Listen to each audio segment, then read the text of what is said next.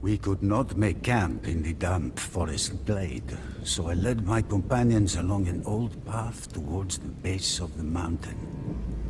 It was overgrown with all manner of foliage, and the footing was difficult. Armor and weapons littered the path, and stakes stood tall, covered with vines and moss. Glancing around, I spotted a magnificent blade. Light yet firm and unblemished by the elements, it shone in the rain and lightning, a lone light in the darkening trail. The hilt was fashioned from steel inlaid with silver and gold to form the figure of a defiant, wingless dragon. As we reached the summit, I could not believe my eyes. A ruined yet imposing castle loomed above us. Quietly rejoicing, my comrades moved towards their new camp. Then we heard the howls. Two massive wolves bounded out of the door of the castle towards my soldiers. Fearing for their lives, they drew weapons, only to hear a voice from the shadows address the wolves, or the men, in a thick Malachian accent. "Stand down, fellows!" Throwing large slabs of meat to the ravenous wolves, he calmed them and satiated their hunger. Then he turned to us. "Welcome to Polynari Castle, the ancient stronghold of the Draculesti." The mysterious man raised his hands in a gesture of welcome. "It is well that your path has led you here. Come inside, sit by the fire and feast, while I tell you the tale of Vlad Dracula." I stepped forth, holding out the mysterious sword and scabbard for our host to inspect. "The Order of the Dragon," he said at once. "What you have just brought me is the lost blade of Vlad Dracula himself." I was shocked and immediately demanded an explanation. Our host's eyes flashed, and there was a strained look on his face. Finally, the rush of memories seemed to slow and become more controlled. "That is a long story. But then again, we have a long time until dawn." Dracula sought refuge at the Moldavian court. There, he learned that Vladislav II had begun to mediate peace talks between the Ottomans and Hungarians, securing his position as voivode of Wallachia. Furious, Dracula swore vengeance on Ottomans, Wallachian boyars, and Danish clansmen alike. Dracula knew that he needed to enlist the aid of the Hungarians against Vladislav II, whose policies favored the Ottomans. He also remembered his education under the crusading Order of the Dragon, and wanted to honor his vows. The Order was a powerful ally, and their Crusader knights would serve Dracula well against his enemies. As he paced the streets of the Moldavian capital, Dracula mused over his plan to reclaim his kingdom. As the mysterious old man paused, I rose up to take another slab of venison. The old man stared into the fire, watching the flames dance as if they were soldiers involved in a raging battle. His eyes flashed again as a thought entered his mind, and he grasped the majestic old sword. Meanwhile, Sultan Mehmet II had ascended to the Ottoman throne. Dracula loathed Mehmet from their time in Edirne, and he knew that the Turks would be a thorn in his side for years to come. In 1453 they had conquered Constantinople, but they were presently occupied with campaigns in Greece and Serbia. Bogdan II, Dracula's cousin and the new voivode of Moldavia had heard of his kinsman's plight and offered his help. If Dracula could cross the Carpathian Mountains into Transylvania and ally with Hungary, then they could launch a three-pronged assault on Vladislav II and the Turks. The elderly man gave a thin smile. Tenacity of mind can compensate for other disadvantages. As Dracula slaughtered untold numbers of enemy troops, the large circle of impaled men outside Dargovista grew to awe and disgust travelers for weeks to come. Dracula owned Wallachia once more, but it was not the land his forebears ruled. Barren from endless wars, it was rife with corruption, crime, and poverty. Aghast, I asked my host how Dracula managed to reform a ruined shell of a country so quickly. Grinning, the light flashed across the old man's eye again.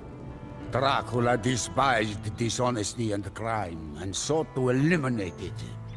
He knew that Wallachia had to become strong enough to face its enemies, and soon. And so, his reforms began.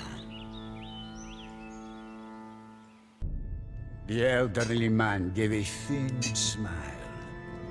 Tenacity of mind can compensate for other disadvantages. As Dracula slaughtered untold numbers of enemy troops, the large circle of impaled men outside Dargovista grew to awe and disgust travelers for weeks to come. Dracula owned Wallachia once more, but it was not the land his forebears ruled. Barren from endless wars, it was rife with corruption, crime, and poverty. Aghast, I asked my host how Dracula managed to reform a ruined shell of a country so quickly. Grinning, the light flashed across the old man's eye again. Dracula despised dishonesty and crime and sought to eliminate it. He knew that Wallachia had to become strong enough to face its enemies, and soon. And so, his reforms began. The punishment for all offenses was death, for Dracula needed to make an example of criminals. Under his strong rule, trade was reopened and the economy blossomed. Proud of his achievement, Dracula placed a golden cup in the central square of Dargovista. The cup was never once touched throughout his life. I was shocked. The share of the stake was surely enough to prevent crime, but to rule Wallachia while simultaneously evading the plots of the boyars was no small feat. Dracula invited all of the boyars to a feast and asked them how many rulers they had seen perish due to treachery. None had seen fewer than 7 reigns, while some had even seen 30. Furious, Dracula arrested them all and marched them here to the former ruin of Pulinari Castle. For months they labored to rebuild the castle, toiling even after their clothes fell off. Those who survived were slain. Finally, Dracula had eradicated the fickle, conniving boyars.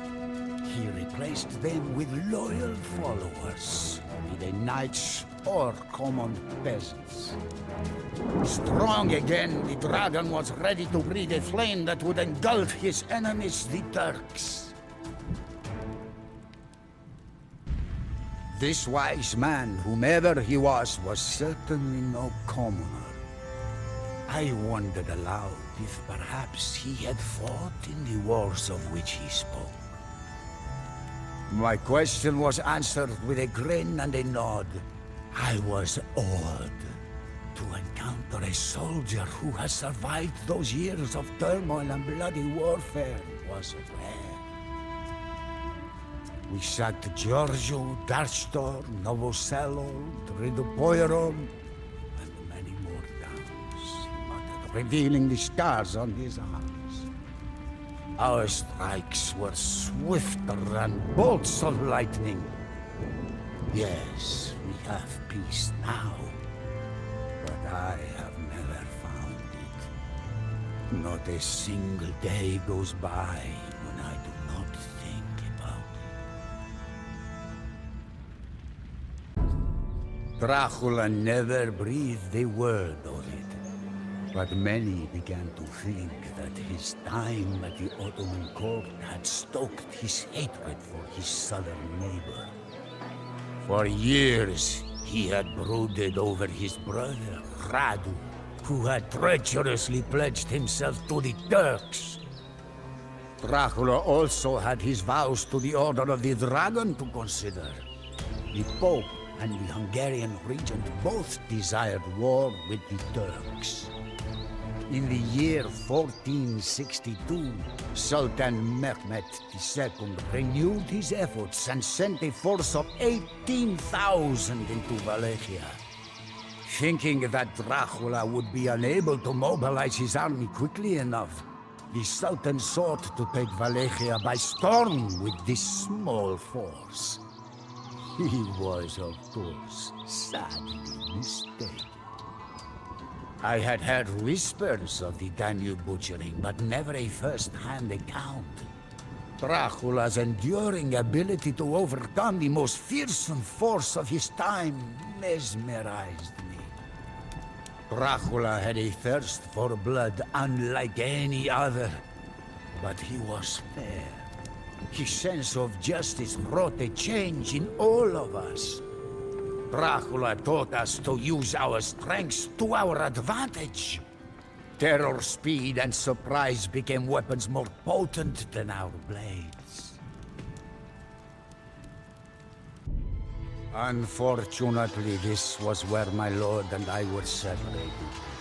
The Turks entered the castle courtyard at Poyanari with murder on their minds and ransacked the fortress that we had fought so hard to defend. Taking refuge in a secret tunnel, I watched Dracula's boat float downstream. The stone bastions of Poyanari never caught flame, so I was spared. As if God was with us, an avalanche struck the departing Turkish army and blocked the route to the castle. Although this evidence of divine retribution stirred our host, I figured it was caused by the enemy camp. I was not eased by the change in the mood of our host. The calls of wolves and the bats filled the air as we feasted.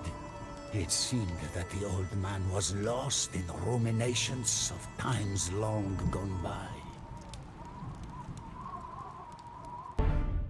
Finally, the ancient warrior resumed his tale. It was a long 12 years. I was alone, waiting here for signs of Dracula's return. But all I ever saw were Turkish marauders ravaging the countryside of this once beautiful land and tormenting the people. One thing kept me from despair. The last words I had heard from my lord, that he would return in the end. I repeated these words to myself every day and promised myself that he would succeed. It was a fool's hope, but it was the best that I had. So I endured. Dracula had preserved enough food and water in the castle to last an entire army several years. I had begun to think that he would never return. But rumor among the locals told me differently. When I overheard the same as I spied on Turkish patrols, I became more confident. I shuddered at the sight of the land that he would return to. One day, I awoke to the thundering of hooves and the frenzied war cries of soldiers pouring down from the Carpathians. It was Dracula, at the head of a Hungarian army come at last to liberate us from the yoke of the Turks and their Wallachian puppet, Basarab Leota.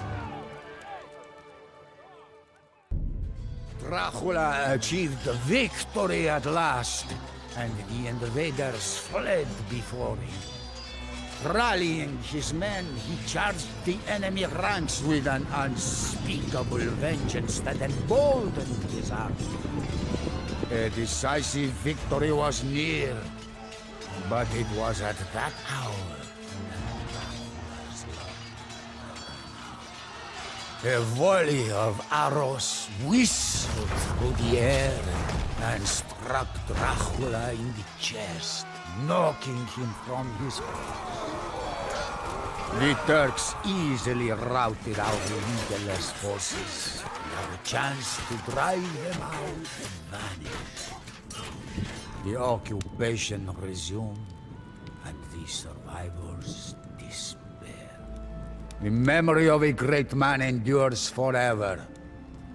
As a token of gratitude, I invited our host to join us in a pilgrimage to the monastery at Snagov to pay our respects to Dracula's grave. Tears running down his face, the elderly man could do naught but nod.